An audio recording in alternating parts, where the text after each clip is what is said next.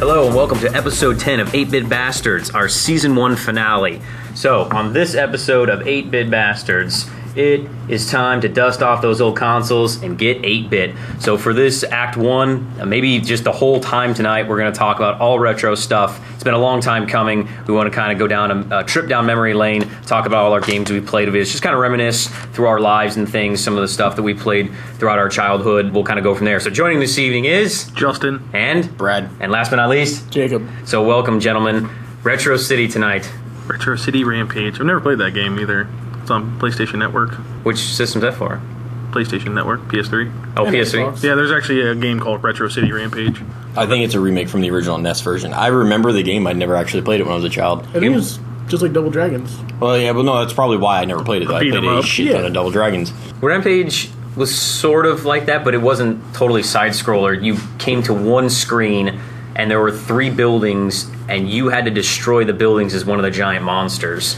You're thinking of actual Rampage. You're thinking of actual Rampage. I have actual Rampage with Lizzie and all of them. Yes, that was the one where you played as Godzilla, King Kong, or the werewolf guy. We're not talking about Ralph. No, the Retro City is different. Oh, we're talking about a different Rampage, game. that's a good. That's a good point. Rampage is incredible. Rampage Okay. is a fantastic game. Yeah, Rampage is probably one of We my could favorite use- games back in the day as a child. We could use a new Rampage. Pacific Rim Rampage. Well, Yes! Did you go see it? They did one. It was War of the Monsters on PS2. It was robots versus monsters. Oh, Yeah, it was called... I just said it. I can't War of the Monsters. War of the Monsters. I went stupid for a second. I'm sorry. At Comic-Con, they showed a clip or something, or there was a poster for the new Godzilla movie.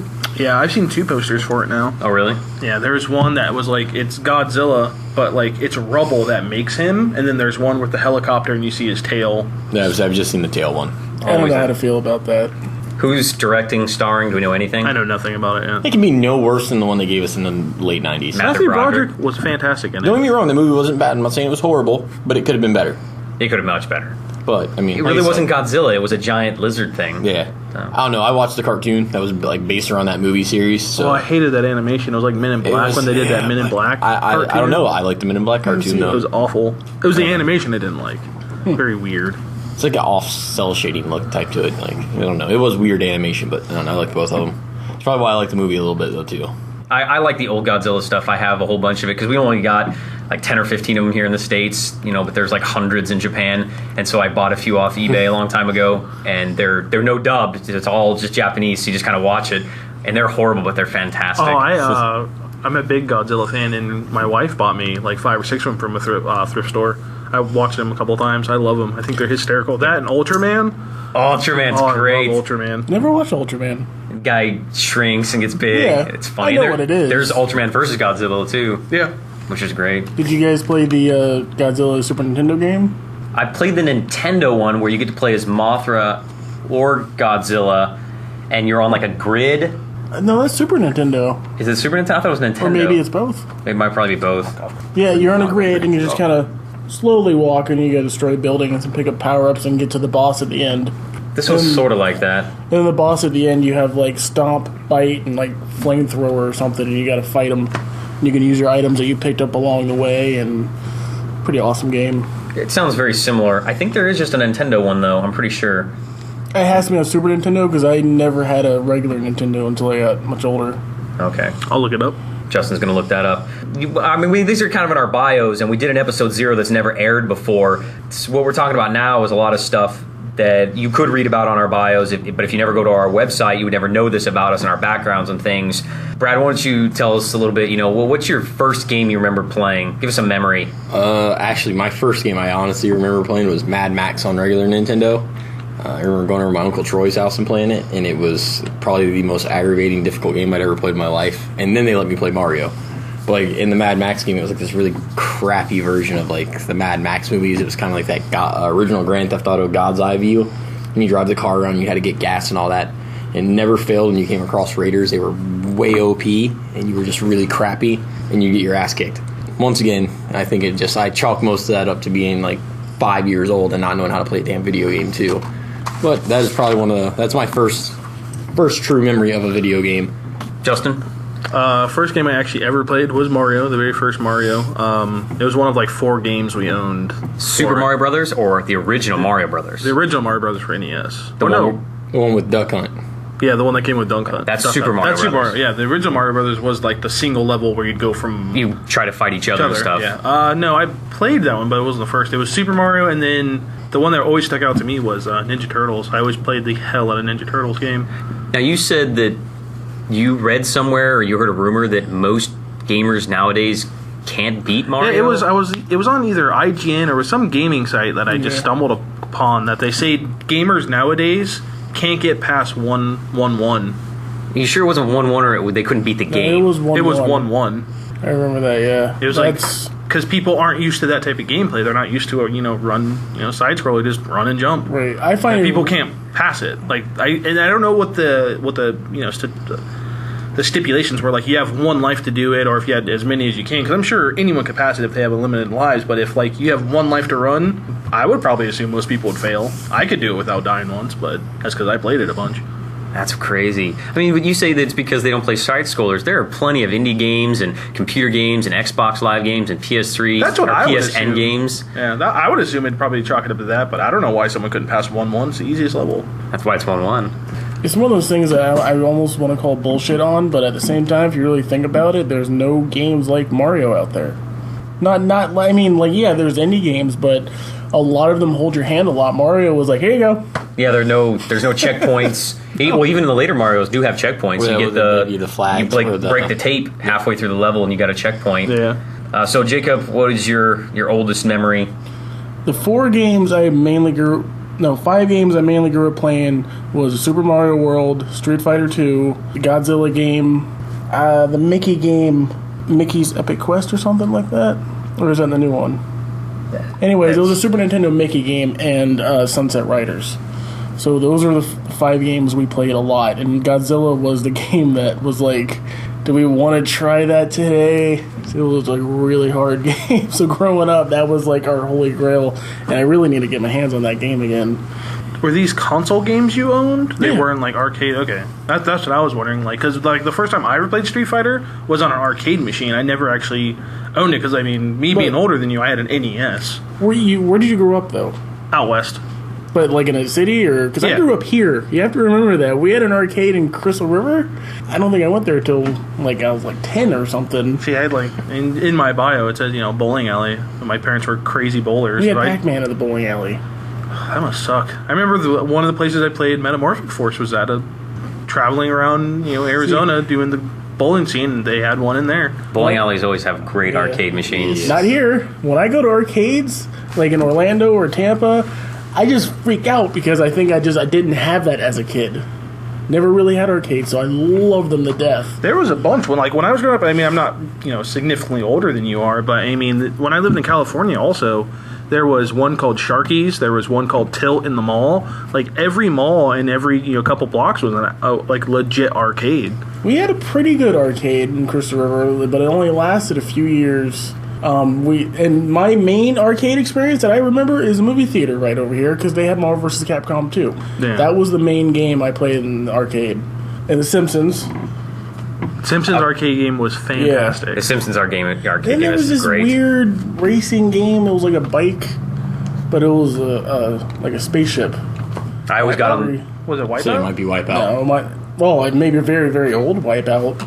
I remember getting on no those. idea. Anytime there was one of those things, I always be like, okay, it's Oh, yeah. $1, but it's worth it to feel that. Like I'm on a dirt bike, or they had the Sea-Doos, or Afterburner. after the cars, It would lift. and it would move and stuff. You're like, okay, it's $1 or $1.50, which is huge amounts, in the 80s. I mean, that's because most games are a quarter, so you're thinking I could go play a game 5 times, or take my chance here at this. That's a lot of money to invest, especially for Yeah. a 10-year-old. It's like that just reminds me of when I went to an arcade with my church group and I'm playing arcade games and they were investing $5. Have you seen those virtual roller coasters? Yeah. Oh yeah, I've seen those. They just Yep. move back and forth. $5 per ride. That's where they all split their money. There was an arcade when I lived in Tennessee. It was like the Roller Coaster 2000. You actually built a roller coaster and you sat in a machine, and it was like gyroscopic. It did everything, and you would build your track first, and then you'd build like 5 pieces to it, and then you would do like a 45-second real roller coaster ride that you built. was like $10 a person to do it too. It was crazy. How long would you get to be on it? It's only like a minute and a half, 2 minutes, but like you put the loops, as much loops as you want. If you want one to go up, then go down. In Orlando, at a putt-putt golf course, that was literally, you got in and you strapped in like a roller coaster, and the whole platform spun. It was like a turret game. It was like Beachhead kind of thing. I think that's Probably was Beachhead. But it was an entire platform that had a motor and everything that spun you and you just shot. There was one in GameWorks when I lived in Arizona I used to go there during the summers to see family. It was a 3-story arcade, and there was a game that you would strap into, and you would have a gun that came over you could hold. And every level you'd progress up to the 2nd story, 3rd story, and you could jump and shoot down. It was crazy. It was an awesome game. I can't remember the name of it. Ebor. I know this has nothing to do with games or anything, but remember when laser tag was big? Yes. Oh, yeah. Did you guys have a laser tag place? One of the best arcades I ever went to in my life had a laser tag place, and it was the shit. See, in Washington State, there was a place in Spokane, Washington, that there was this big abandoned building, and this dude, in one half of it, built a rock climbing center, and the other half was a laser tag center. And this thing was huge. It had 3 or 4 stories, and it was all done out in black lights and all the glow stuff, and had a place to hide behind, and it was all super dark in there. And you got a half an hour for, I don't remember exactly how much money it was, but I remember you got a half an hour or an hour of time, and we'd go there for birthday parties, and of course they'd rent out the whole thing for 20 kids for like 2 hours, and we'd go in there, and it was so much fun. I remember laser tag was a blast. I never actually been to a laser tag place. Like my older brother always went. I never went to one. If you go to a good one, they're the shit. I don't think there's any good ones in Florida. That's sad. That's very sad. I've heard about a couple of them down south towards Tampa and all that stuff. Awesome. So back here to video games. On the thing, it says, we watched the replay videos of how gamers performed on Mario 1-1, and then saw many did not understand the simple concepts like bottomless pits. Around 70% died on the first Goomba. Another 50% died twice on the first Goomba. Many of the coins where enemies had tried to avoid them. Also, many of them did not use the run button. There are many other depressing things we noted, but I cannot remember them at the moment. So this guy sounds really, really disheartened.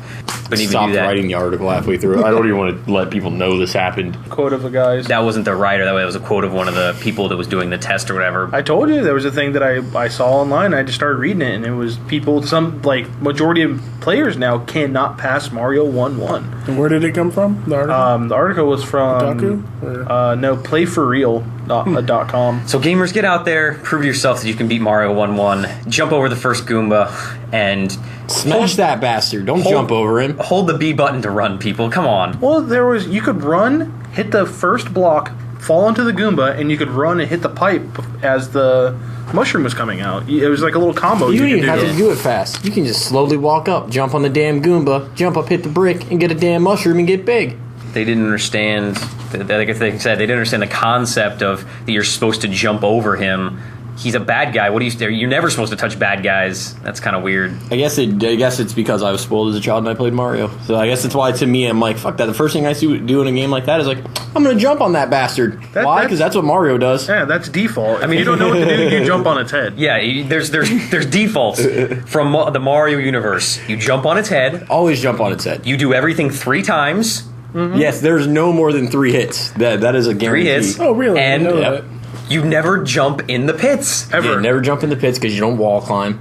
Yeah. You are not Mega Man. Or Ninja Gaiden. Well, and then what always threw people off was in Sonic, too, because you play Mario, 3 hits would kill a boss. You play Sonic, you'd bash your fucking head against Robotnik's whatever he was in. It took like 15 hits per whatever he was in. I think it was only like 9 technically. But Either way, like 9? A crap ton, yeah. Well, I think it was usually each 3-piece, and then he would do something else in between his little attacks. Yeah, it was crazy.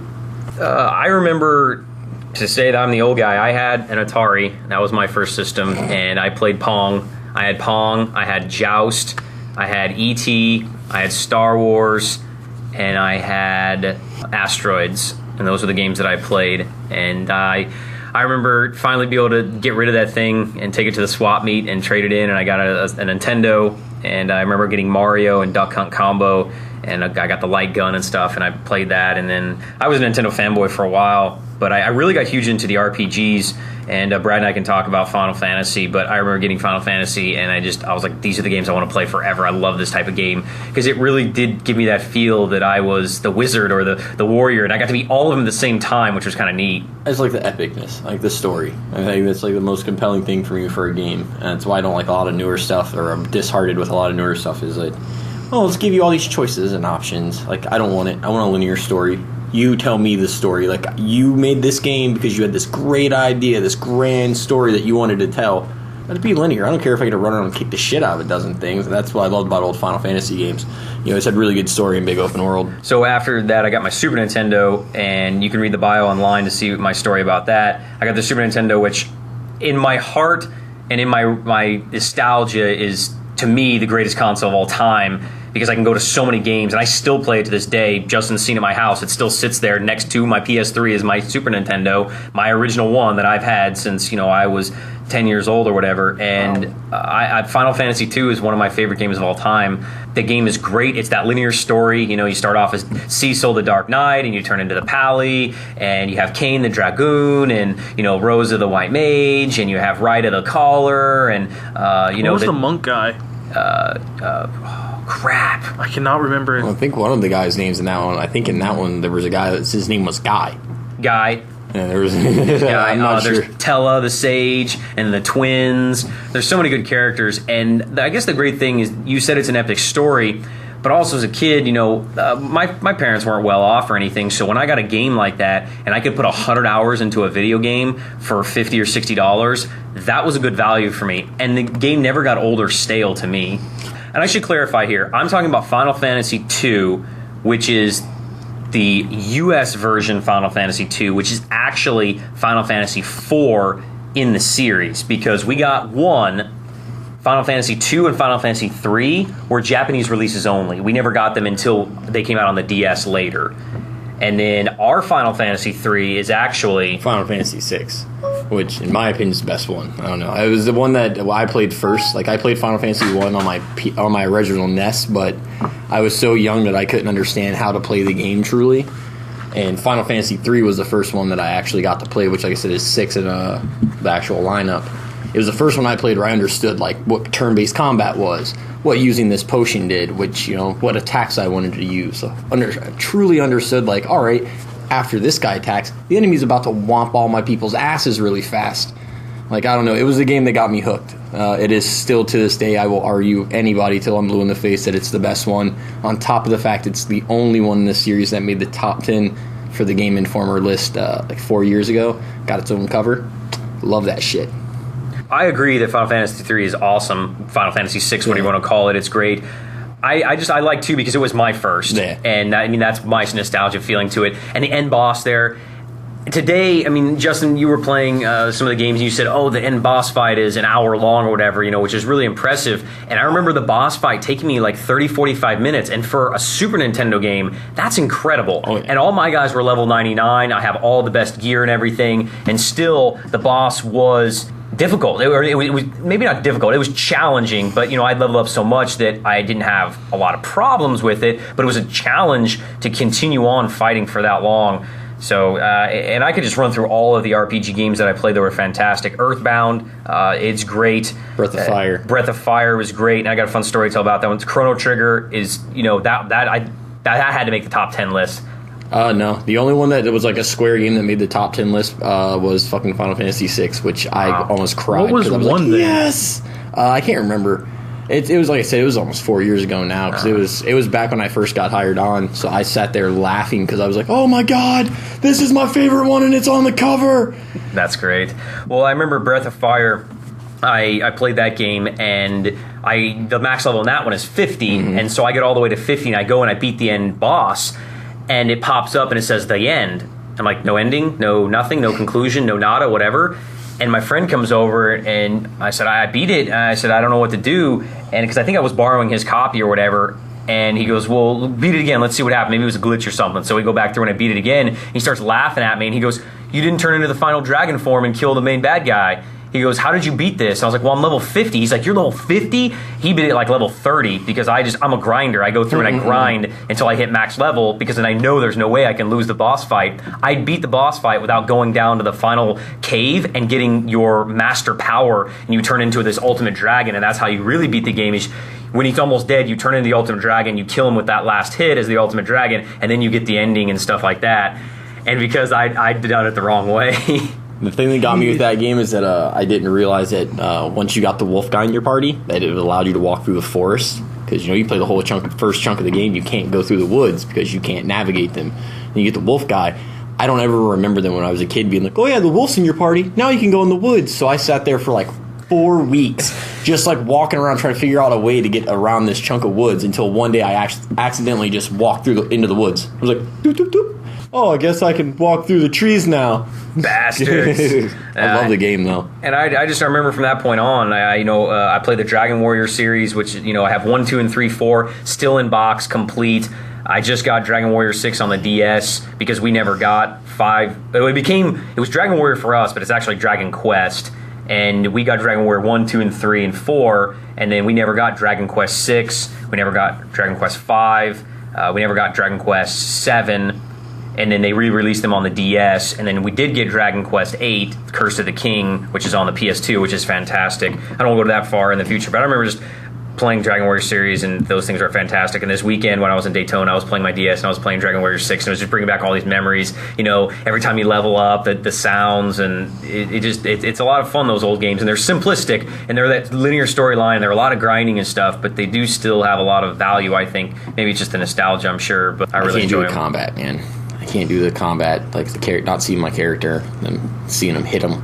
This one you really don't. And I remember one of the games that you see your character that was really cool was Lufia. Yeah. And Justin said he never played those. I don't know if you played them. No, I never played any of them. When it comes up, you have the guys up here. You actually see your 4 characters on the screen. And they're all 4 here. And like when they hit, their little guys go like that, and you see emotion. Or when you shoot the fireball, you see the little fireball guy, or the one who is an archer. You see him take his arrow and he like shoots or whatever, and it just does this little tiny thing, which is kind of neat. So that was kind of revolutionary. And the way Lufia worked on the control system was neat too. Is you had a little grid square, and it almost looked like a tic-tac-toe thing, and you would hold up. And if you let go, it flipped back down automatically, which is kind of neat. So you just hold up, you hit A, and it would go into a different, it would be like fight, block, run, or item. And then if you hit fight, it would bring up if you want to attack or use magic, which was kind of neat. So it was a very cool system. So The game is really expensive, though, still, but they might re-release it. You never know. Because they just re-released Earthbound for $10. Yeah. One of my favorite role-playing games growing up was Pokemon Blue. I killed it. I played that game everywhere you could. I'm not a giant Pokemon fan now. Like, the only Pokemon game I've ever played was Blue. There was nothing better to me than playing that game, because it was like a legit role-playing game, turn-based battles. Because I was kind of a Final Fantasy fan. I didn't actually have a PlayStation until later on, but there was one that I used to play, and it was called Legends of Legaia, which is another turn-based battle. And that one had a unique battle system because he had directions: up, attack, down, left, right. But Pokemon, there's nothing ill you can say about that game. Even if you hate Pokemon Blue and Red were wonderful games. Now I have special Pikachu Yellow Edition or whatever. Is that comparable? Same thing. It's same thing, but your starting Pokemon's different. Yeah, you have Pikachu.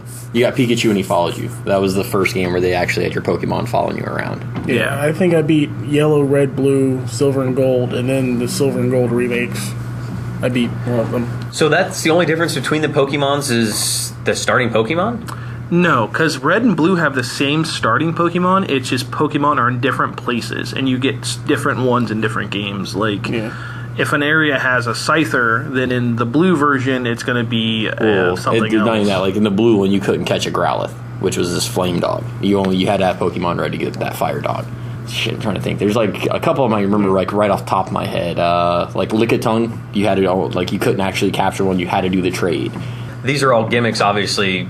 Smart ones to get you to buy multiple copies. Well, not just that. It's for you to trade. You to trade with your friends. That's back in the day when Game Boy, they dominated the handheld market, and it was really the first time you ever had anything where you could use 2 mobile devices, You use your 6-foot link cable that you plugged into each of them, and you transfer the Pokemon back Which and are forth. very rare and expensive today. Yeah, well, I'm not surprised. Yeah. Well, and that was like the way. If you ever watched Pokemon as a kid, and that's what I did. I never played the card game because I thought the card game was kind of but I watched the cartoon, and Ash had these 3 main Pokemon besides Pikachu. He had a Squirtle, a Charmander, and a Bulbasaur. You can only get those. Those are only start Pokemon. You can't get them any other way. Yeah, you can't catch unless you them. trade for them.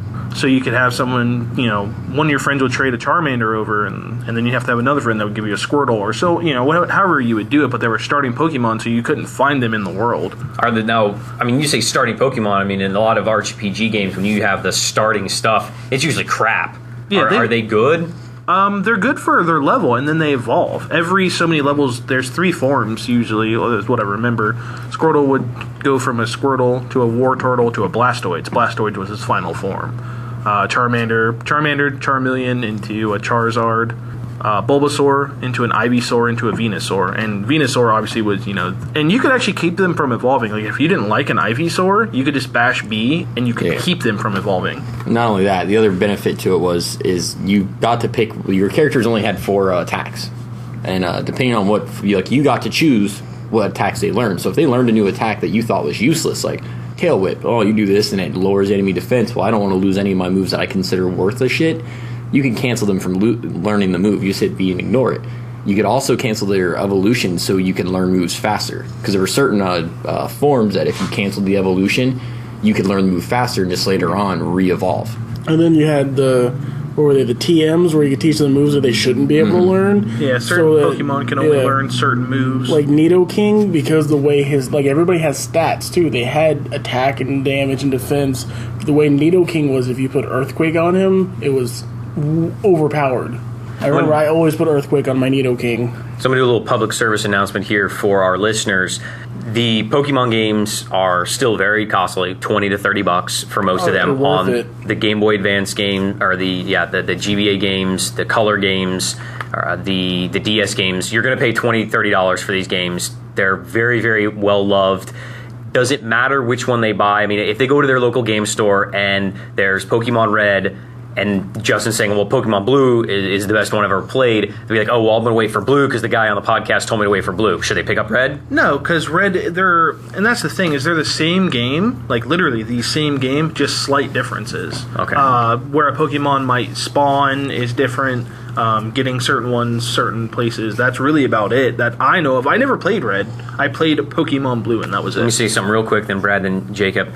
The other thing is, if you get one of these games, because they are a little bit older, make sure that you test them before you buy them, or make sure that they have a guarantee of some time or a warranty of some kind, because they do have batteries in them, and if they're 10, 15 years old, the batteries could be dead, and if people won't replace it for you, there's a special tool you have to have, and you have to be able to solder, so you could get a dead one with a dead battery and waste $20. So make sure that it saves. Yeah. Check if it saves. Go through the whole first part, save it, then stop, turn it off, pull out the cartridge, put it back in, and then start up and make sure that your file saved with your name is still on it.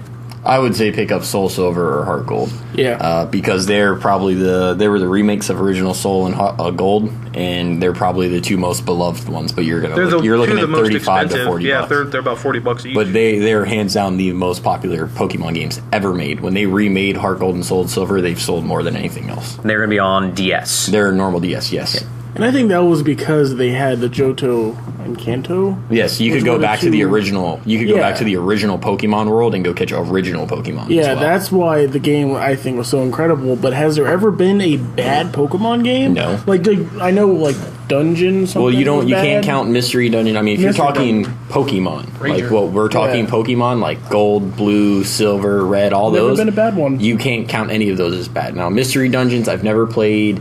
On PC, there's a free fan service type of MMO that you can play right now. That it's a hack. It's like a hack, yeah. I downloaded and played it. I know a bunch of people that have been playing it. It's pretty cool. It's supposed to be like a Pokemon MMO, and from everyone I know that's played it, it's like this game's stupid addicting, and it's amazing. Oh, no, and then I had a friend of mine posting pictures from it for 3 weeks straight every day to Facebook. So I played it. I was sold. It's pretty cool. So you're 3D and you're running around, and you see the Pokemon everywhere, and you have your Pokeball, and you throw it, and you can capture them. And when I was playing it, I had Pikachu, and I took my Pikachu, and I was fighting Squirtle. And remember, this is the first time I ever played a Pokemon game. Never played a Pokemon game. I played all these other RPGs at the time. I get my Pikachu, and I go to battle Squirtle. And the cool thing is, you take control over Pikachu. You actually control him. So it's not like a turn-based fight anymore where you just hit attack or just use his special ability. You hit the key that you want, and he does his forward thrust move where he shoots his lightning bolt, and you actually control him. And you can move around and dodge attacks and stuff and everything, and it's pretty cool. See, the one my buddy was playing is a God's Eye View. It's literally a modded version of the original Pokemon games. Okay. It's hacked to play like an MMO. Like, there's dozens of people just running around. I had a little kid in my store that came in. He's like, yeah, I played the crap out of it. He's like, I'm level 50. I'm like, what? Okay, this is a different one. Yeah, I'll say, well, the one you're talking about sounds amazing, though. I don't understand why Game Freak hasn't made a legit Pokemon MMO. I don't know. It's the same reason we haven't seen a legit, like, normal Pokemon game probably on big consoles. Like, I think they could pull it off. It wouldn't be hard. Yeah. Did you ever play Jade Cocoon? Back when on PS1? No. It was kind of like Pokemon, like, kind of on steroids in a sense. Like, you could fight and capture all these weird little monsters. And I say monsters because unlike Pokemon that are adorable and cute and, like, keep getting, like, more so, or they might get a little fierce, like, these things were like gross insectoid looking things, and you could capture handfuls of them, and you could start fusing them together, and it literally had some of the creepiest concoctions of characters I've ever seen in my life. I never beat a Jade Cocoon game. They were amazing on PS1. If you ever get a chance to play them, I highly, highly recommend them. We can jump to PS1 here in a second, but let's talk about some computer games. Now, I don't know how much you're a big PC guy now, Jacob, but I don't know how much you played back in the day. We had our family computer, which could play these games okay, but I remember playing. I have to put something out there because I've been looking for a game for years. I played on PC.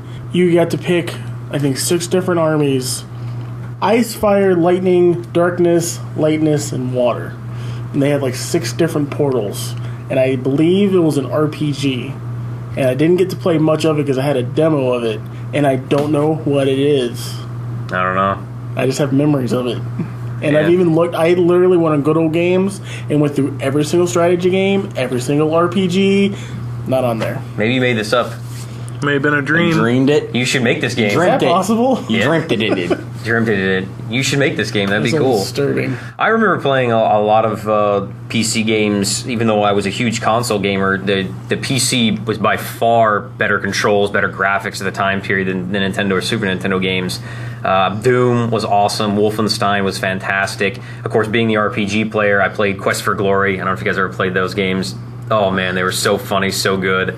I The played only hell. old PC stuff I played was Doom and Castle Castle Wolfenstein. Kevin Wolfenstein. I saw Quest for Glory on Good Old Games. I thought about getting them. They did look kind of interesting. Oh, it's so much fun. Full Throttle. Point and clicks, man. Point and clicks. I never played like Monkey Island, but the first point and click game I ever played was Full Throttle. And I was bored one day, and I was sitting there, and I was like, you know what? I'm going to watch a gameplay of Full Throttle. On YouTube, you can watch like the 3 hours of a guy playing it. He plays it from beginning to end, like flawlessly. That's awesome. Such a good game. Yeah, I like the point and click adventure games and stuff. And I just remember the computer having, I don't know, the uniqueness of it. I remember it was always not fun, but now that I look back on it, it was cool that my friends and I would sit around and we'd have to, I remember Quest for Glory had 14 or 15 floppy disks. Now, you people listening might not know what that means, but when I say floppy disk, it's a 3.5-inch disc that would be inserted into the computer like a CD almost, but it wasn't floppy, it was hard. I don't know why, because the predecessor of that was a 7.5-inch floppy disk, and it literally was floppy. I mean, it kind of flopped around. Flaccid. Yeah, it was a little flaccid. Had that giant hole in the middle. Yep. Yeah. You could fuck it, basically. You could easily have sex You with could easily it. have sex with a floppy With an old school floppy disk. Like, Yeah, 7.5-inch floppy. Yeah, you it's got a could take 3-inch it. diameter hole in the middle. Too. Yeah, good enough for Going to some. Pound Town. But I remember, having to, kind of like the Xbox 360 now, switch out, put in disc 2, put in disc 3, and it was always put in disc 12, and you'd have to put in disc 12. And I have one of them still in box, and it has like 16 floppy disks, and it's crazy. And the thing of it is those floppies, they only have 12 and 13 kilobytes. Really? Yeah, I mean, kilobytes. And so the ridiculous. whole game is literally like 500 kilobytes. That's crazy. And you can download Quest for Glory and It's stuff. less than 1 meg. Yes. It was like me and Justin, we were watching Weird Science the other day, and the part when they like start hacking the government computer and all the fucking things start spinning. I was like, that Justin's has to be like- he's like, that whole room isn't even a gig of space, probably. It's not even a phone. Yeah, it was like a server room. Yeah, and it was supposed to be a server room. And I was like, there has to be like maybe a gig, maybe 2 gigs worth of information. Computer games were unique in their own, and they've obviously kept up and surpassed. I mean, Steam is huge in the graphics and all this, and you can play a majority of the console games on the computers, but I remember some of those, my fondest memories, going to a friend's house, sitting in the basement at their family computer and, playing their IBM and playing some of these games. A lot of fun. You want to know how good Doom is? I spent an hour walking down the dirt road in the heat to play that game. I remember that walking down the road, I don't remember whose house, my babysitter's or something. It just, 100 degrees, it's Florida, walking on a dirt road just to play Doom. I have a similar story. When I was 16, I wanted to go out to my friend's David's house and play a computer game, and I don't remember what we were playing exactly. We're going along, and I was following him, and it snowed really heavily. He sped up, and he had a truck, and I didn't, and I crashed my car into the snowbank on the side, and he kept going, he didn't see, and I ran after him, and I was chasing and screaming and yelling, and he didn't stop, and he just kept going, because he lived like 10 miles out of town. So I walked to the nearest house, and the guy had a truck and came and pulled my car out, and I crept at like 10 miles an hour the rest of the way out to his house. He's like, "What took so long, man? I've been sitting here for like half an hour waiting for you." And I was like, "I got crashed," and I'd hit him with a 2x4. He was a lot bigger than me, David was. That's why you can get a 2x4. If fucking Justin's bigger than me, I'd hit him with a 2x4. It's an equalizer. The great equalizer, the 2x4. We kind of talked about arcades and stuff, but I remember playing arcades, and those were great memories. And I'm really sad that a lot of listeners out there and a lot of the other generation never get to experience an arcade. Like when I was a kid, when I lived in California, there was Babe's Pizza that was a block away from my house, and they had Sunset Riders. And it was such an amazing game. The cowboy game? The cowboy one. Mm-hmm. It was an arcade game? Yep, and it was like The Simpsons or Ninja Turtles or X-Men. Each stick was its own character. The 2 pistol guys and a shotgun guy. Or rifle? Was it shotgun or rifle? 2 pistols, 1 pistol, shotgun, and rifle. Okay. Billy, I can't remember all their names, but I always play the guy with the 2 pistols. One thing is that, I mean, if you do like going to the arcades and playing them stuff, and it is expensive, and they do cost like 50 cents or $1 nowadays, is a lot of movie theaters will have some arcades, and you can play some stuff there.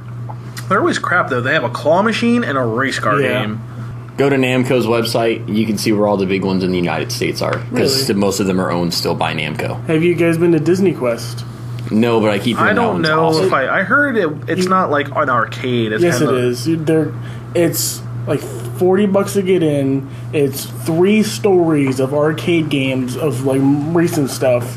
1 floor is every single vintage arcade game you could think of, and then like the 5th floor is the roller coaster creator and like a Disney pirate ride and stuff like that. But when you say vintage, I don't want to jump in there. Go ahead, you can do it. $40. Do I still have to pay for arcade games? No. All right, okay, that's all I was asking. You have to pay for or the ticket game. Something like a Dave and Buster's or something, like a new considered arcade. All their games there suck. You get a House of the Dead and a motorcycle game, and then you got all these stupid touch games. They had a bunch of cool rail really? shooters. I would say, well, that was the only thing I was impressed with. They had a lot of rail shooters. There were some newer ones that I haven't seen, which was kind of cool. But they're not that good. I mean, if you're gonna play a rail shooter, you're gonna play House of the Dead. You're gonna play Crisis. Time Crisis. Well, no, they had the new Time Crisis, and that shit looked raw. It looked awesome. God, but that's man. my thing is arcades nowadays aren't like you're not going to go and play a Mortal Kombat game. You're not going to go play Street You're not going to Fighter. go play Killer Instinct. You're not going to play those good fighting games or shooting games. You're not going to go play Terminator 2. Not true.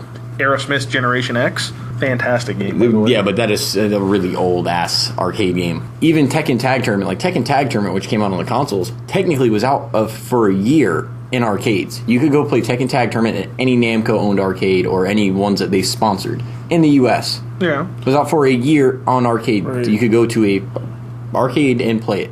But when are you going to go to an arcade and play a type of Ninja Turtle game where you got 4 people and you guys are trying to side scroll beat 'em up? They don't have those anymore. Well, They're they don't, gone. but I didn't play that much stuff when I went there. When I went to arcades, I played Mortal Kombat and Killer Instinct and Yeah. Tekken and played a shit ton of fighting games. But Don't that's get me the thing, wrong, you're I gonna like get the a 4-player Tekken, games. You're not going to get Mortal Kombat. You're not going to get Mortal Kombat 9. You're not going to get Super Street Fighter 4. Well, you don't know. I mean, I'm not going to lie. I never looked into the fact to see if they did Mortal Kombat 9 arcade. It would not shock me to find out they did. The collector's edition came with an arcade stick. They made an arcade cabinet for it. You won for the big stupid contest they held for it through NetherRealms. And I mean, it was a gnarly ass arcade cabinet that you got too. And it came with 9 in every Mortal Kombat, as far as I know. You can get some custom build ones where people will put the 360 in there, and then they hook it up to the TV. And they put in the sticks and stuff, and they're all custom builds and everything you can.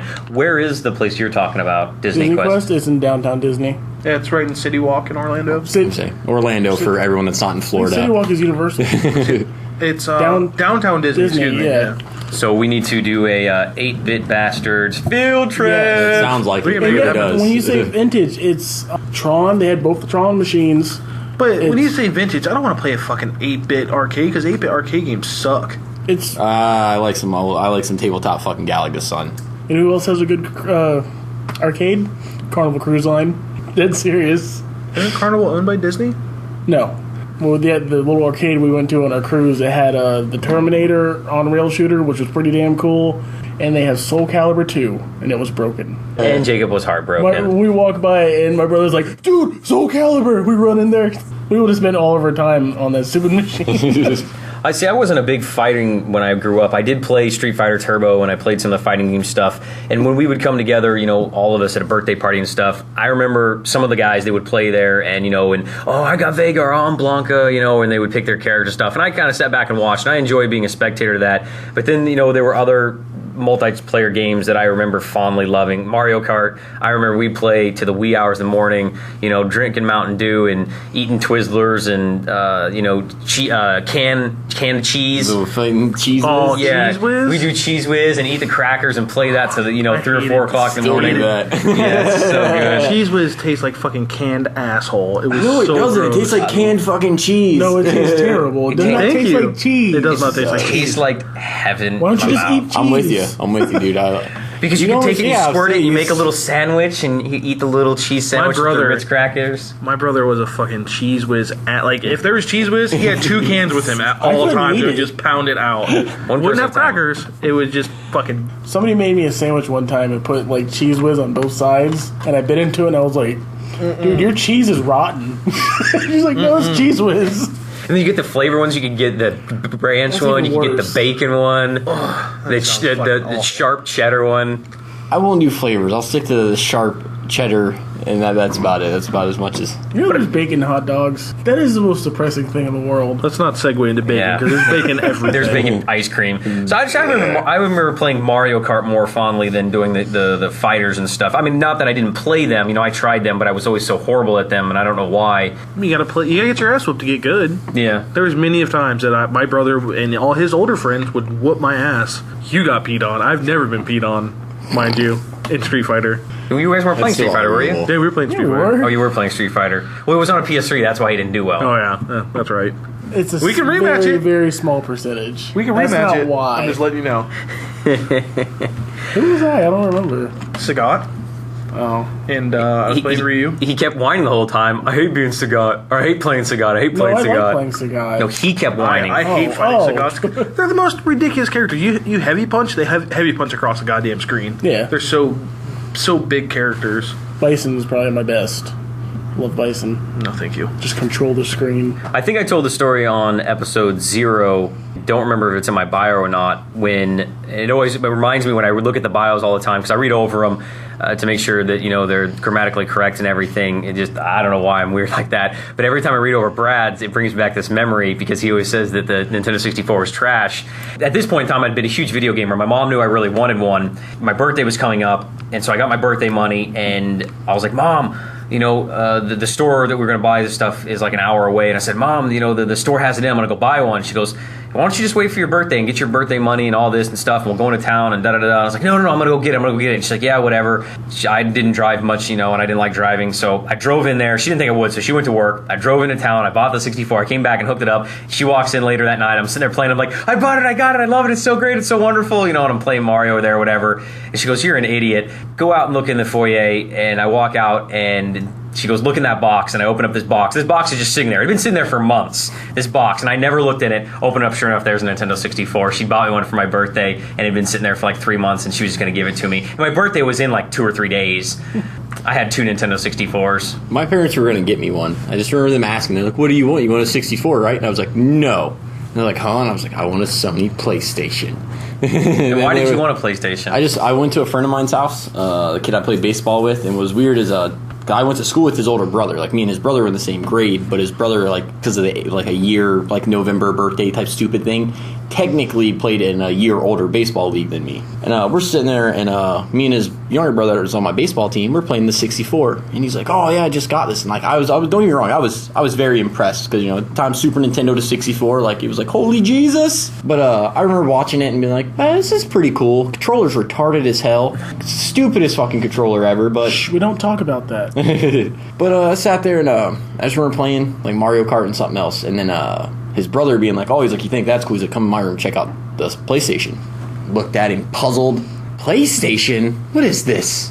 Walked in there and I saw that big, ugly, dark gray brick of a system, and I was like, "What are you playing?" He's like, "Final Fantasy VII," which instantly ears perk because I'm like, I play Final Fantasy 3 on Super Nintendo. Watch him play literally 3 days worth of Final Fantasy VII. Then like 2 days later, I went back over their house and we went to Movie Gallery, and he rented Resident Evil 1, the collector's edition, director's cut, because that's what technically we got over here or whatever. And I remember watching him play Resident Evil 1, and I literally never looked back. I was like, I don't want a Nintendo system. I was like, they don't have that game. They don't have Final Fantasy.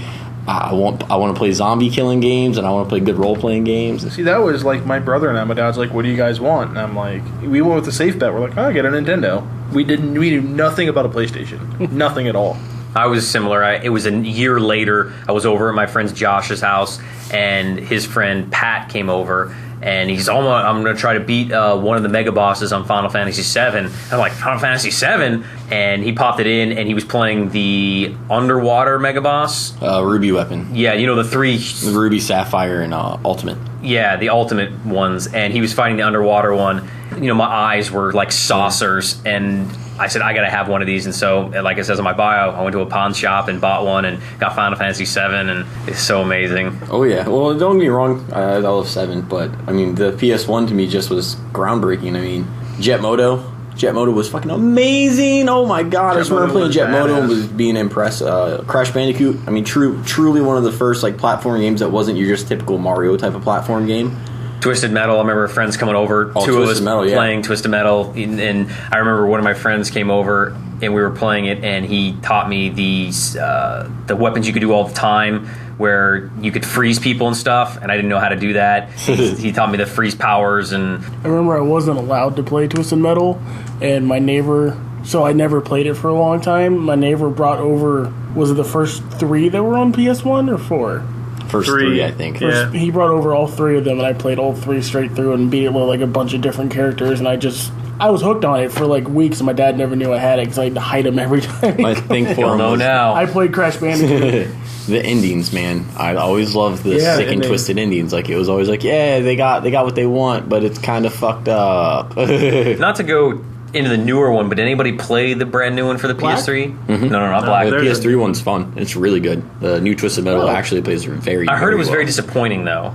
I would argue that because I was very impressed with it. They actually, the one weird thing they added was like a race mode where you actually have like a race that you do, and you guys race to this one checkpoint. You hit the checkpoint, which is like a big detonator, and then you race back to where you started. Along the race, you can destroy each other. The first person across the line after time of the detonator blows everybody else up. Well, like I said, I don't know. I beat the Sweet Tooth campaign, got halfway through the Brothers Grimm campaign, then quit playing just because I don't know. I'm not a big Twisted Metal person. I preferred Vigilante 8 personally. But. Yeah. See, I never liked that. I was a Twisted Metal fan. I was always a Twisted Metal fan. The first one I ever played was actually Twisted Metal 2, and the first car I ever saw was Minion. You could do the Minion cheat, and you'd play with that fucking monster. You would Tank. You could run over cars and destroy them. I remember when I saw what's the cop car? Spectre? Spectre. Spectre. And they were playing Paris level. The Paris level was the first level. Yeah, too. his lights would grab him and fling him around. His special. Outlaw, wasn't it? I thought it was Spectre was was the the race car. Yeah. And it did the tornado. I think so. Outlaw is the cop one. That's the one. Spectre, there was a Hot Wheel that looked exactly like Spectre, so I always kept it. And then Grim was the motorcycle guy, Mr. Shadow, that drove the Hearst. The tire guy. Axel. Which is the stupidest favorite. one. No. He was awful. He's so powerful. He's so Axel, dumb. no, he was OP. He was a guy with 2 wheels. He was stupid OP though in that game. Yeah. No, I every time I saw him, like he was the target I always went for. I would always kill him. He's first. a glass cannon. He is. He's even worse than Grim. Oh yeah, he was. I thought he was awful, and I always played with him. Not him, but I played with Thumper and Mr. Shadow. Mr. Shadow, because he would shoot the shadow and it would grab you, and you could just bombard people. And Thumper, you'd blast him across the screen because he'd turn on his stereo. I like being Sweet Tooth. I never liked Sweet Tooth. I never liked playing with him. I always thought he was a weird, like, pedophile-ish. And then Blackie transformed into the mech. Who thought of that? And why? Well, they carried it over into the PS3 one. Like you could actually control him. Yeah, it was one of his. I did not like moves. the mech thing. I that thought thing it was is dumb. nasty Rob as hell, Zombie man. was in 4, and he drove the Dragula. You could actually play with Rob What? Zombie. So technically, he did the soundtrack for I think 3 as well, He did and the I think soundtrack. Mr. Shadow's actually based on him. I remember somebody when I was younger saying that they based Mr. Shadow's character off him because if you look at Mr. Shadow in the game, he looked like Rob Zombie with a And he top drove a hat. Hearst too. Yeah. And then those guys went on to make God of War, didn't they? I have no idea. I know the guys that made David God of War. Jaffe? It's possible. I don't know. I don't remember on that one. It wouldn't shock me seeing there. So I mean, it's Sony IP, like hardcore Sony IP. So I'm kind of dwindling down here on our retro stuff.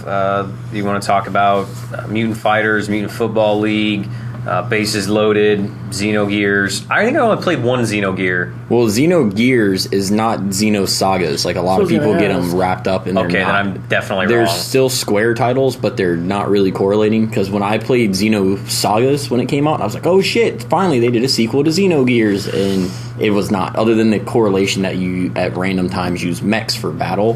One of the reasons I like Xenogears, and I didn't really realize it until playing Xenogears, and then like Justin mentioned a game earlier, Legend of Legai, they kind of had a similar combat system, not too much, but it was kind of the same.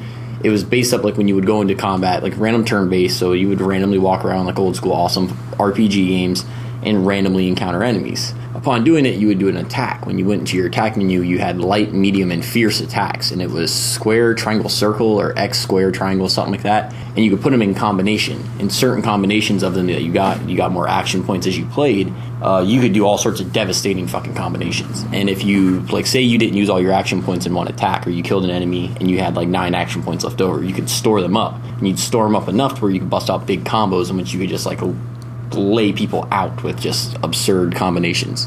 One of the best role-playing games I think that ever existed. It doesn't get a lot of acknowledgement because it's extremely hard to find on PS3 or PS1. I got it on PlayStation Network because I'm a retarded diehard fan of it. What are you gonna say? What? What are you gonna say? This one?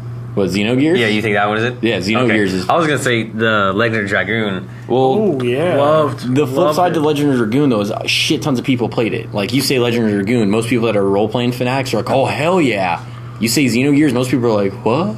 Yeah, and that's my true. thing, is Xenogears it's one of those games that it flew under the radar. The only reason I played it is because I had this kid that I grew up with named Kenny Wade, who was literally like the RPG guru I knew. His mom bought him every RPG that I ever played. Like, there are titles that the only reason I played most of these games, like as a child or once I moved to this state growing up, it's because I had this awesome friend named Kenny that every time he beat something, I was the first person he called. Hey, you want to borrow this? I just got done playing Chrono Cross. Hey, you want to borrow this? I just got done beating Final Fantasy Tactics. Hey, you want to borrow this? I just got done beating this. I just got done beating this. Xenogears, that was one of them. Suikoden, the Suikoden series by Konami. Those are super expensive too. Super expensive because they're amazing. 108 characters. Not all of them do combat. It's 108 stars. Some of them are just literally merchants. Some of them just improve your castle. Some of them are support characters for combat. Some of them are literally meant for the RTS combat sequences of the game because there's your role-playing turn-based battles, and there's also ones where you have like grand schemed armies.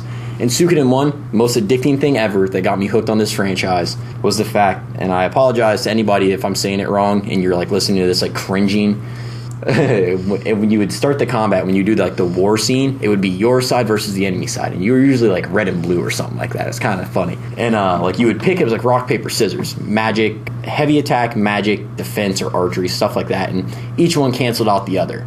if you used archery, it destroyed magic, destroyed archery, physical destroyed magic, vice versa, something like that. But your people, when you would pick the attacks, like they would rush at each other in the middle of the battlefield. Like you would see the two sides run at each other, and they would sweep through each other, and they would sweep back through each other.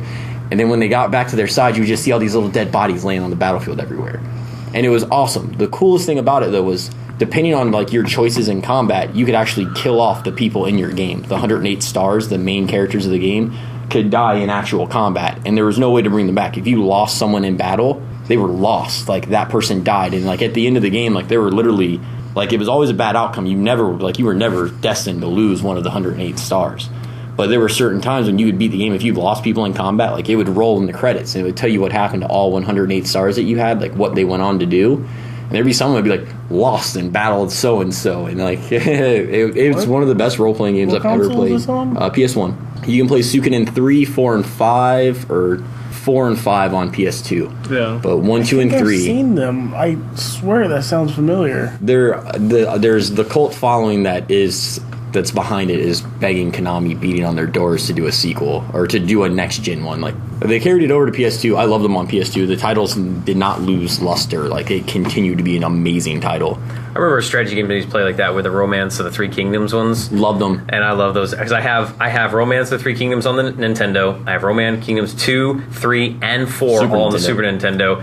And I love those ones. And I remember I was so heartbroken when I started finally playing the PS2, and I don't want to get too far into the new gen stuff, but my buddy and I in college, we played Dynasty Warriors 2, and as soon as I got out of class on Tuesday, because I only had one morning class on Tuesday, I got out at like 11 o'clock, and I got home, and we did some recreation. We got some peanut butter and jelly sandwiches and some ice cold milk. We sat in the basement. We played that game for like 8 hours straight. And, it's like kill boo boo and cow and I remember that it was a lot of fun then. But looking back at how terrible those games are, it's very. I will choke you. I will choke you. I love Dynasty Warriors.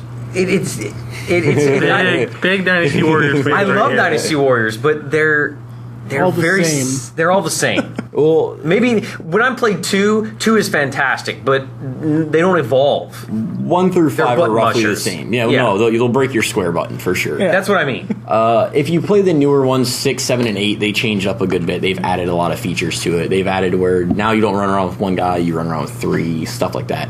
I don't like the newer ones as much as I like the older ones, though. Have you played the Gundam one? Yes, the Gundam ones are probably... The sad thing is that they're the only good Gundam games ever made. I so badly want to play They've already announced, though, that Tecmo... Tecmo Konim or whatever the company is now that does them, they're not doing any more Dynasty Warrior Gundam games, though. They did announce that. Actually, how many did they do? Bandai announced that they are not doing 3. any more Gundam games ever in America. So Why? we will never get. They don't do. Well, they don't sell well Gundam, here. So. Yeah. Like the ones on Super Nintendo that were fighting games, which they're like the Exceeds and Wings of the Endless Battle and whatnot, all really, really cool. But the newer ones were all horrible. Well, like if they did a PS3, or Xbox 360, like Gundam Wing series or Gene Gundam, or stuck with one and not like a weird offshoot like the ones that they have been doing, it'd be better. They don't do any proper games. They do the weird ones, which I guess they don't have to invest as much money, so they never come out that good. Yeah, well, it's probably what it is with licensing. Like, if they threw in like a Dark Scythe or a Heavy Arms or something. If you play the Namco ones are usually based on the series. They've never done one that was based on like the Gundam Wing series or G Gundam. Well, that's what I'm saying. They usually base them off of like the more old school Gundam series because their stories are more easy adaptable to a video game. The combat's not as crazy. It's like just a shooter. If they could do a Dragon Ball Z game, they could do, you know what I mean, one of those. I just remember another game. I keep coming back to the Super Nintendo game because all of my games are there that are my favorites that we didn't mention. I can't believe we didn't mention it. It was one of the very first like multiplayer games where you could play together. Was Secret of Mana or Mana. I never played it. Never actually played it. It's great. You had 3 characters. And you could interchange the weapons. I mean, if you wanted one of them to use the sword, one could use the sword. If you wanted one to use the spear, they could use the spear. You could play 3 people. If you got the splitter, you could have 3 people play. Yeah, they got the multi-tap. You could have 3 people play, and you saw everybody stay on the same screen and stuff. But all multi-pass? Multi-pass. 3 people at the same time, and that was kind of cool for an RPG, And usually you played 2 people, because a lot of people didn't have the multi-tap and stuff. But that game is fantastic, too. A lot of fun. Really long, a great storyline, lots of upgrades, very RPG, and huge epic battles at the end and stuff.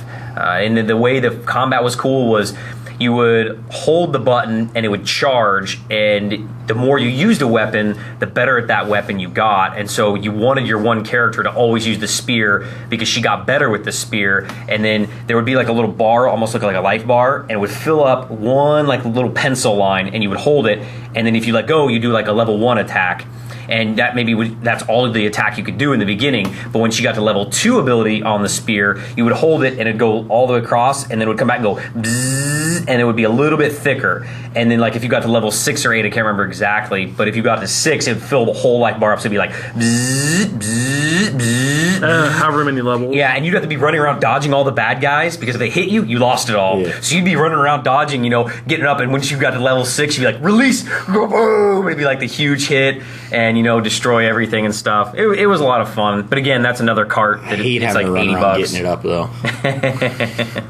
The PS1, what actually made me go get a PS1 eventually was Legacy of Kain Soul Reaver. I borrowed it. My stepbrother had a PlayStation, so growing up I had one to a point, but I never physically owned it. It was just a whim. I saw the cover and I was like, whatever, I'll rent it. And it became one of my favorite game series. You could actually impale people, which I never saw in a game. Like, you could run up with a spear and impale a guy, or pick him up and throw him and stick him to a wall, because it was all vampires and stuff. You had to impale them, and it was a fantastic game series. I heard those games are terrible. I'll punch you in the throat right I'm now. just kidding. I'm just kidding. I've never heard that. I'm just messing with him. Square Enix actually licensed the websites. They just renewed the rights for websites and all that stuff, so there could possibly be new ones coming out. We could see, because they own the rights to it. Yeah, because Eidos made them, and then Square bought Eidos. Yeah. But no, going back to Super Nintendo stuff, a game that I can't believe we kind of overlooked, which we didn't talk about Mortal Kombat at all, but a little bit. But first game Johnny Cage was in, Super Smash TV, motherfuckers. Yep, Smash TV. That game, yeah, Johnny Cage is the white guy in Super Smash TV, because he plays a white guy and a black guy, blue and red. And they love each other. But that was one of my favorite 2-player games ever. Like, Super Smash TV was like hands down. Arcade as well. Like, it was glorious. Like, it was one of the hardest games I ever played. Like, it was stupid aggravating, and I remember me and a friend of mine that's kind of funny. His kid's name was Steel Piper. Like, that was his name, Steel Piper. And Sounds like a great porn name. We sat there, I remember, like, for probably 2 or 3 months and played nonstop just Super Smash TV, trying to beat that game and never beat it. Never getting past first level. Oh, no, we get retarded far, and it just couldn't beat it, man. Just could not beat the damn game. That was one thing that I did notice as you moved from the Nintendo to the Super Nintendo, because they obviously had more memory to put things on, the games were significantly longer, and that was one thing that was so satisfying, that was aggravating about the Nintendo. Is you play some of those Nintendo games, they're 4 or 5 levels long, that's it, but they're so tough. Not even that. Save files. I didn't even care that they were only 5 hours long, or 4 levels long. Like, I hated not being able to save. Like, I don't remember. Like, I'm glad that we can save files in games now, because, like, god damn, so many games I remember playing back in the day that, like, you had no way of saving. So, like, I remember, like, even there was a couple Sega Genesis games. There was this one I remember RPG game that you played on it was on Sega. A friend of mine played, and this dude played it for like 6 days straight and never turned his Sega Genesis off, because it was one of the games that it was before they made save files for games. So he literally, like, just left his TV running with this game running for 6 days straight. But the thing is that some of the Nintendo games did have save files. I mean, Zelda. Well, no, they did. That's what I'm saying. I wonder if it was super expensive back then to put those batteries in them, have soldered and everything. I'm sure it was. That's why they didn't do it more often. They did the dumb passcodes, and they're 45 digits long. It's so aggravating. Well, a lot of the times they didn't have to have them because of Game Genies. You got a password, you wanted to go to the level, you wrote down the password, you would go to that level. That was your save feature. Yeah, but the thing is that they didn't have the internet back then. You had to get that far to get that, or you had to have a friend that got that far, or a friend of a friend that had an uncle that somehow made it that far that you got the code, or the ultimate, they wanted you to subscribe to Nintendo Power. I would kill for Nintendo Power nowadays, just for the nostalgia of having a Nintendo Power magazine. I would say, no, not even that. There was actually a 1-800 number you could call back in the day for Nintendo. And it was on the back of the NES. But it was... They didn't charge you. It was free. All you had to do was call. Swear to God. I don't think it was 800 did number. it all the fucking time as a child.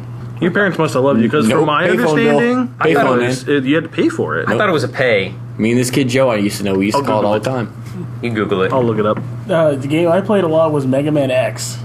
I think I must have beaten that game 100 times. God, yes. Those games are so good. They're tough though. The Mega Man games are brutally tough. Oh yeah. Yeah, you have to be skilled to get through those games. X1, 2, and 3 were some of the best games I ever played on Super Nintendo. I think X is one of the best games ever. Now they re-released Mega Man X, right? Mavericks on PSP. Yeah, That's it was awesome. The one when I got my PSP, I bought Darkstalkers and Street Fighter, and I played them kind of. Then I got Mega Man X Mavericks, and I played it all the time. Yeah, I didn't know they moved a lot of the power-ups and stuff, but... I think that's the one you put on my Vita for me, isn't it? Yeah. Justin? Okay. Yeah, because Yeah. I played that, and it's a lot of fun. What did they do to it, though? Well, they just made it prettier? They made it prettier. They cleaned up a lot of the graphics. Like I said, they moved a lot of the power-ups. Like, if you go to the Chill Penguin for the first level, because that's the first guy you're supposed to beat, technically. Or actually, it's either him or the Hawk, whichever one you feel skilled enough to beat. Either one's a Penguin. joke. I think the Penguin The was Penguin's Hawk's easy because he weakness. slides, and you just jump over him. But anyways, you always get the boots, the sliding boots, the dash boots, if on the Super Nintendo one from Chill Penguin. You don't get them on the PSP one. Which threw me off because I was like, I could have swore you got dash boots. Like when I was playing it on my Vita, I'm like, this doesn't feel right. I still smashed the Penguin when I got to the end, but So Dash Boots, you just brought back something else we hadn't talked about that we skipped over. That is arguably could be my favorite Super Nintendo game, but definitely my favorite Zelda game is A Link to the Past. The Pegasus boots. The Pegasus boots. You said the dash, and I remember the dash move, and that game is just so great. I every time it comes in, when I have to test the game, I play it for 2 or 3, 4 or 5 hours. I play it as long as I can, and then I'll put my own save file and I'll be like, "Don't sell that one. Try not to sell it because I want to play it a little bit more." I played it so much as a kid, I actually hate the game. It is my favorite Zelda game, though. But I don't know. I say I hate it because back in the day, one of the last times I tried to play it, I was like, I just don't want to play this ever again. So I quit playing it. But it's been a couple of years. I could probably get back into it and be all about it. But you're gonna maybe try to replay before the new one comes out. No, I'm just going to get A Link Between Two Worlds. Link to Worlds. That or I'll wait for Rebecca to beat it and borrow her DS and play it. Yeah, because I'll Sounds end like up a good buying it. idea. I'm a giant Zelda nerd. I think I've owned every Zelda game. I never owned a GameCube. Well, I mean, I owned a GameCube, but not when it came out. So I never went back and played a couple of those.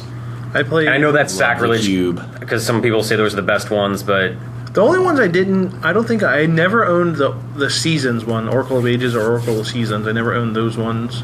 I love the handheld ones I didn't have, but like Minish Cap. yeah, I never played Minish Cap. If you had the early adopter to 3DS, you got it for free. Really? Yeah, because I got it for free. Went back through and played Minish Cap because I did have that one as a kid too. It's fantastic.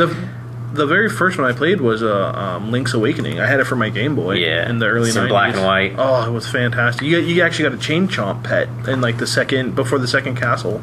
It's pretty bitchin'. The first one I ever played was the second one for regular Nintendo, in which when you went into Link's all the Adventure? castles, it was all side-scroller style and super pain in the assy. The game is hard. The game honestly originally made me hate Zelda completely because I was like, why in the would they make this game so stupidly difficult?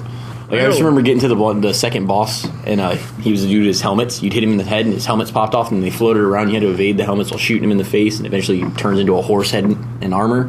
Aggravation. Super Ghosts and Goblins. I beat it. Oh. I actually beat that game. Game Yeah. is amazing, though. I don't believe you. I beat it. I don't believe you. No, I did Oh my because you have to God. play it 2 times. I played the first time through, and right before you get the princess, Firebrand or whatever, the gargoyle takes her out and leaves again. You have to restart the game. It's in the very first level. You get the key to unlock her.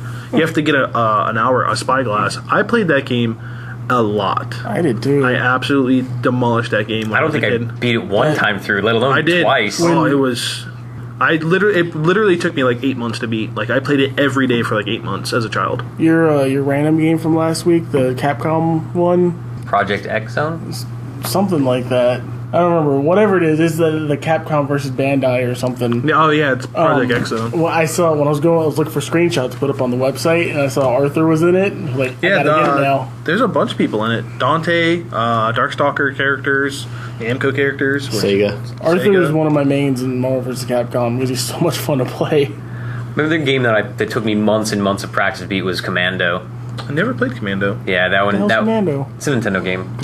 Heavy Barrel. That's what I loved on Remember regular Bad Nintendo. Dudes for like Sega? Oh. The 2D side scroller. It was like Double Dragon. Yep, it was except worse. Well, no, it was like a weird Double Dragon metal slug.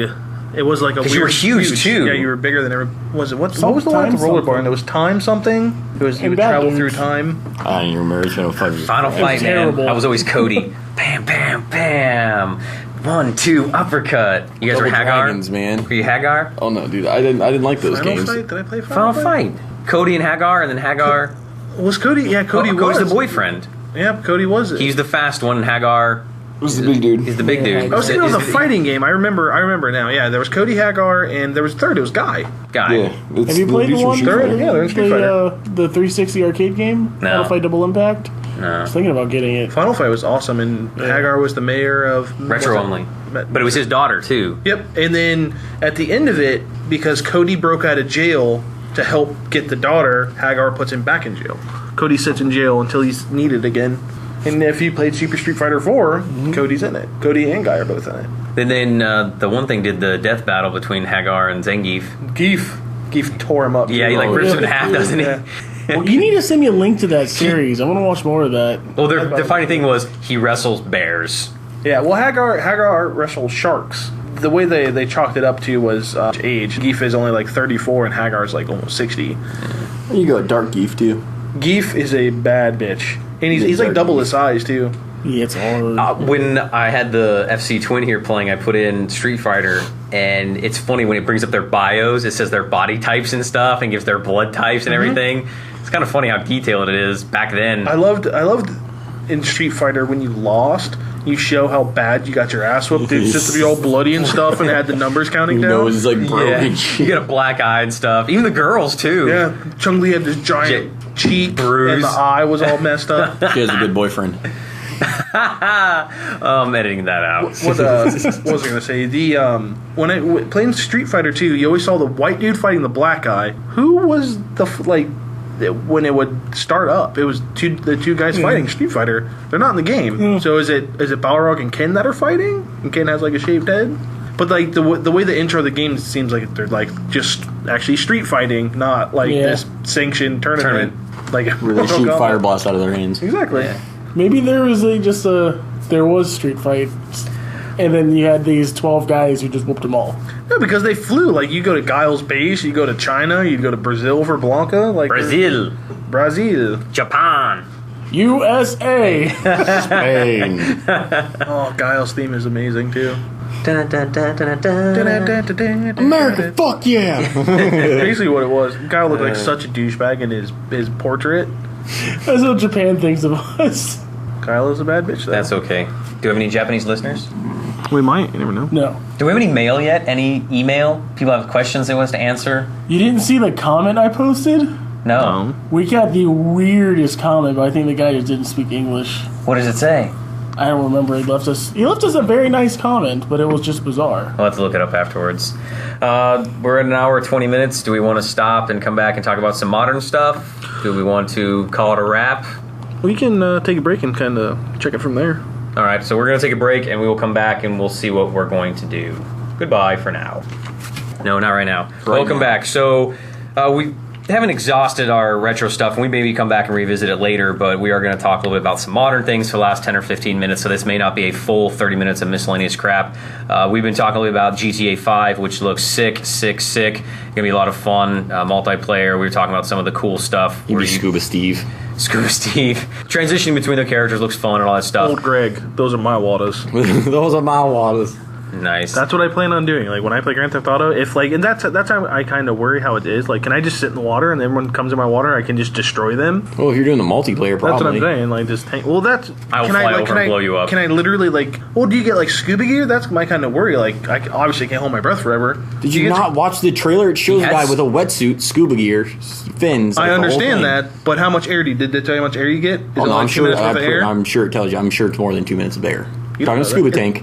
Scuba tank. We're assuming, seeing they're going so, minutes? realistic, it's probably going to be 30 minutes or something, but it's probably going to be realistic, or I don't know, seeing gameplay wise, you'll probably get realistic, like real 5 minutes, but... Well, that's my thing, is... 30 minutes real life is 5 minute gameplay. Well, that's what I'm wondering, if I get, like, scuba gear, do I just kind of hang out down there forever? Just hang out? Wait for people? Enter my waters? You better hope they don't get submarines, because I'll just blow the shit out of you, man. I'll outswim you, because there's swimming perks. Swim perks. I'll have submarine perks. What if I was like a dolphin?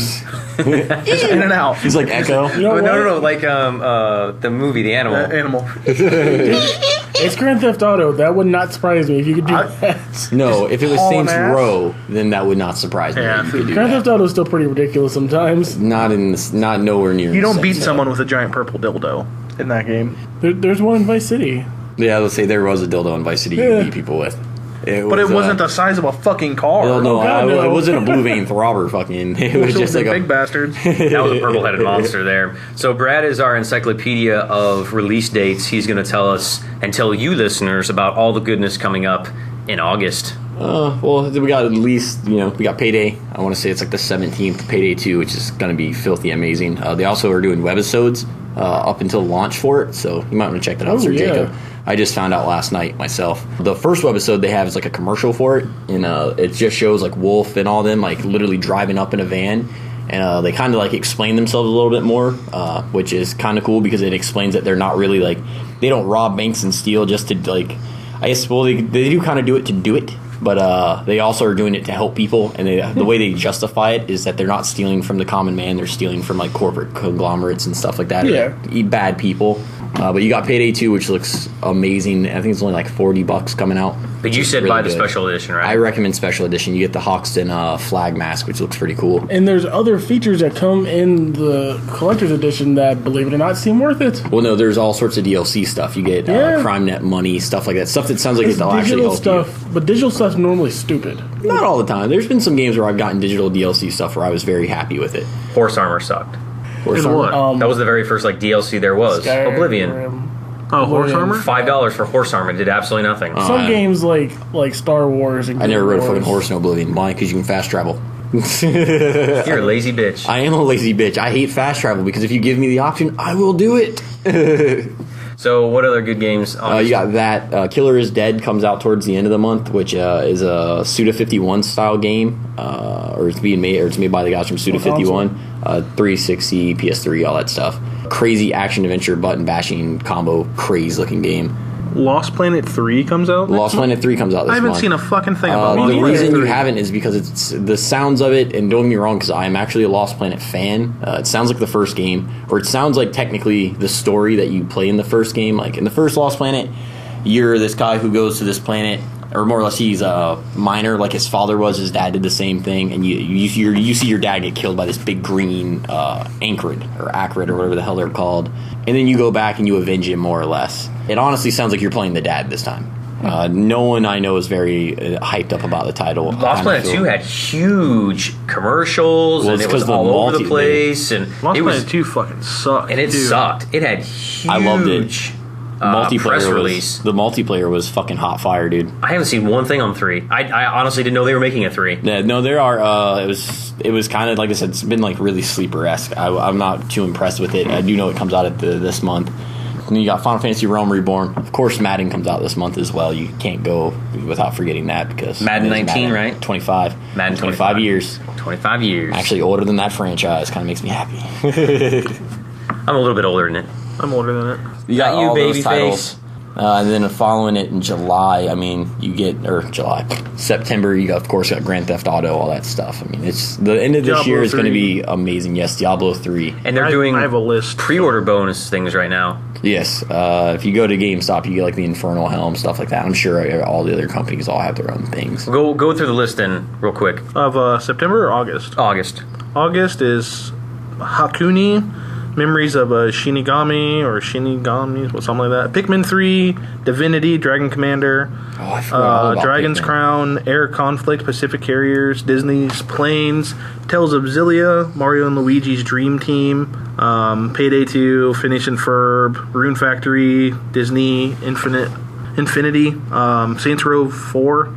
Saints Row 4 comes out in August? Yes. It's the end of August. They're making sure they launch right before Grand Theft Auto so August somebody 20th. buys their game. August 20th. Nobody's going to buy their game. No, crap tons of people are, man. Everybody, I know so many people, like, they gave it to you for free. PlayStation Plus gave you Saints Row the 3rd. Sure, you downloaded it because you're a Plus member like the rest of us now. In my opinion, it's horrible. Like, I can't get into it, but I'm not going to lie. I still, like, tooling around in it for like 45 minutes to an hour before I get physically ill and turn it off. Saints Row 4, it looks like it plays like Prototype. Like, the character animations are exactly, he runs the same, he jumps and like it's will the glide. fucking Matrix. Like, it is literally the Matrix. I like the idea of the Saints being a gang and then getting famous and becoming movie stars and still doing the same crap and not getting in trouble. But I could not get into those No way, games. that shit's stupid. I think those Saints Row 1 and 2 were good, but the third one, fuck that. I think they'd make a good movie.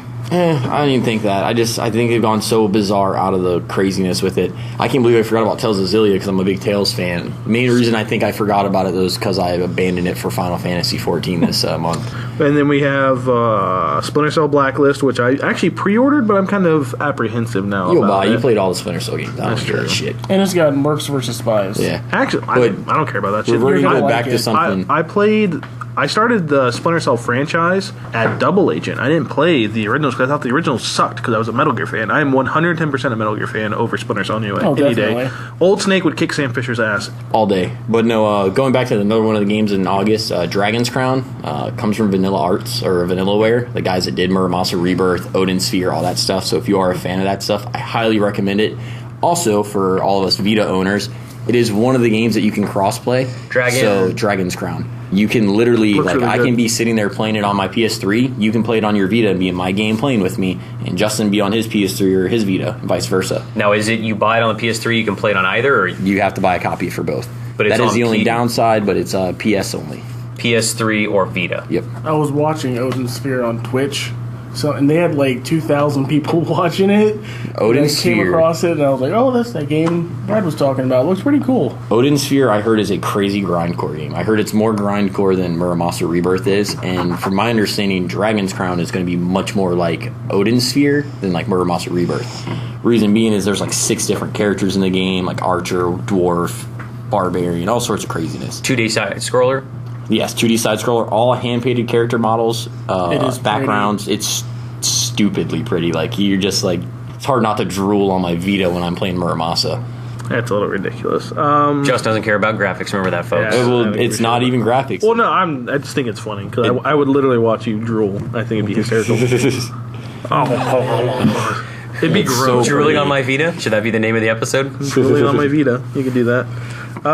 What I stopped at Splinter Cell Bureau, which is XCOM Declassified, which looks amazing. It looks pretty cool. Yeah. I never played XCOM. So. Me neither. Neither have I. Is that finally the first-person shooter they've been promised for 3 years? I think it's going to be more third-person shooter the way it looks, but it still looks like an RTS game. A lot of the trailers I've watched on it still have that feel that look like you command units, but instead of you being like, you attack that alien, you could just be like, I'm going to take this guy and shoot that fucking alien.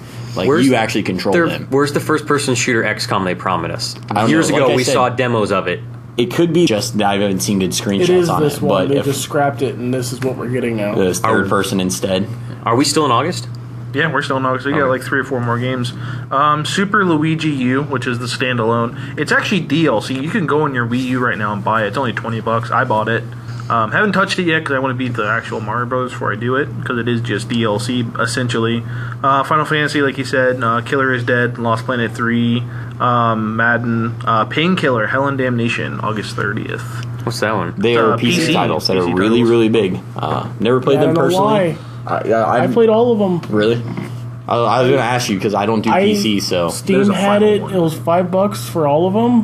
What'd you say? No, there's a final game I'm going to talk about, which Brad's going to laugh about. You ever play Serious Sam? Yeah. It's Serious Sam with demons, but crappier gameplay. Oh, that's kind of sad. The weapons are dumb. I hate the weapons. Damn. So much. I'm probably the only person that hates it in the game, though. I would say I've always heard really good popular. reviews on it. Like, most people say, oh, it's really fun, but... I don't know. I don't know if I'm going to buy it just because I don't care. I love Serious Sam. Oh, we forgot to talk about like Quake and... There's a lot of games that we didn't touch base on. I was thinking about a couple. Yeah, we could do another episode. Yeah, of just maybe. Yeah. Okay. The last game for August is Hatsune Miku Project Diva F, which is oh god. Chris comes in and talks about it. It's this game where you play as you make your own little diva, and it's a music-based game, kind of like Guitar Hero, but instead of like strumming notes, you hit buttons and correlations, time-based. If you do horrible, it'll boo you right off stage. Let's rewind.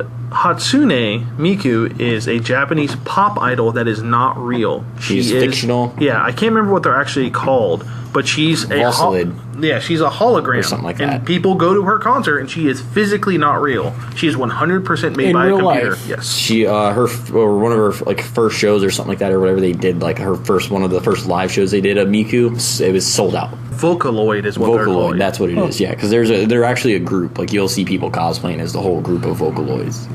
Yeah, it's you make this diva and you more or less there's some disturbing mods to this game, mind you.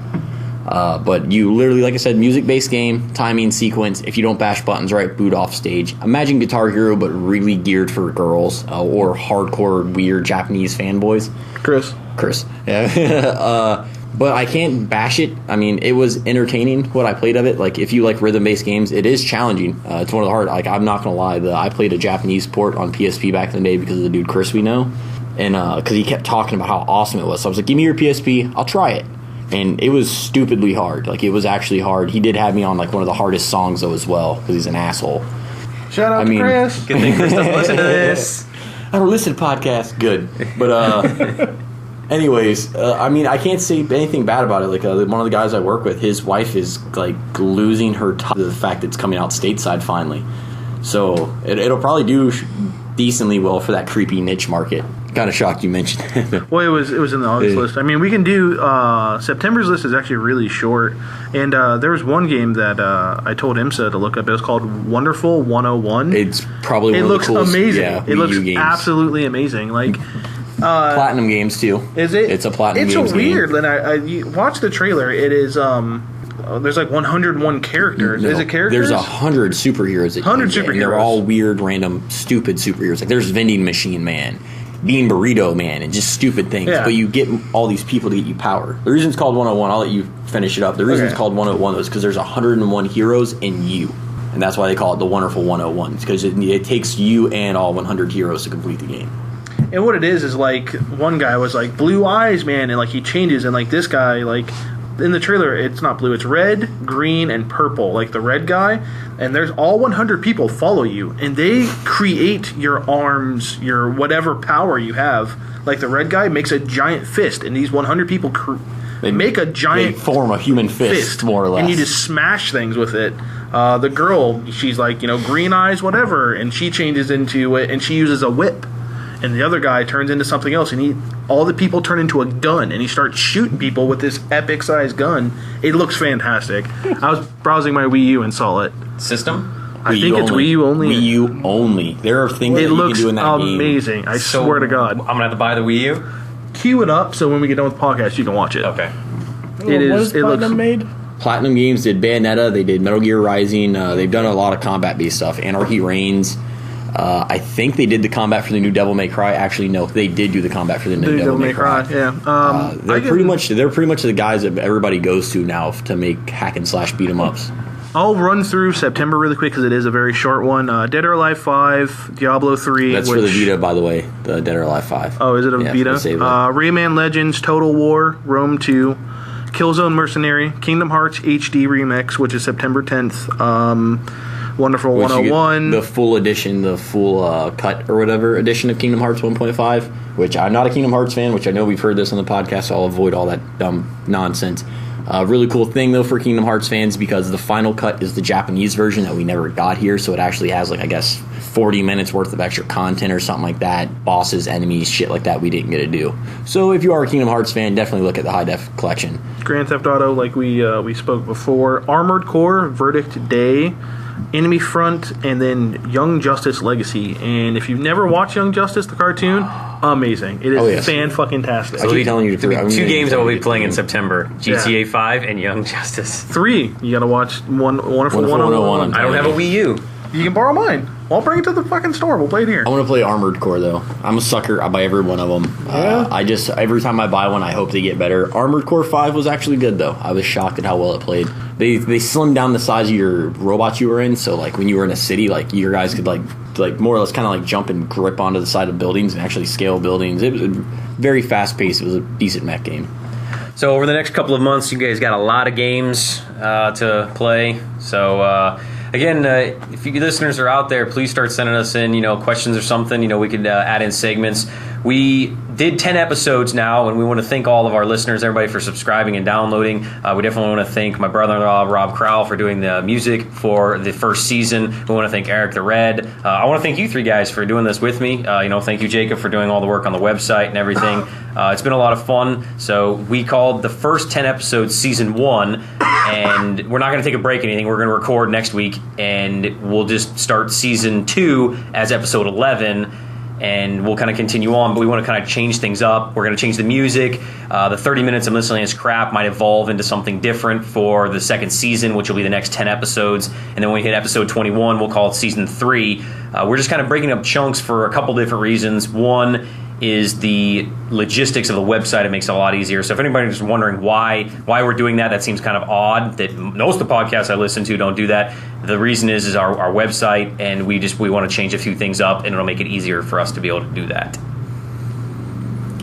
Sounds good. Because I was going to say, you should explain it, because most people don't get it, but I get it. I understand. And if anybody's curious about any of the random games we talk about, we have our bios and everything on the website. We have links to our Facebook and our YouTube. Speaking of which, on bios, you assholes need to get on the Sprite business, because Imza and I have our Sprites. You guys need to get on the Sprites. And our Sprites look awesome. I told you I want the Shadow Master from Double Dragon. Then you need to talk to Eric the Red when he makes it, because he's like, this is fucking ridiculous.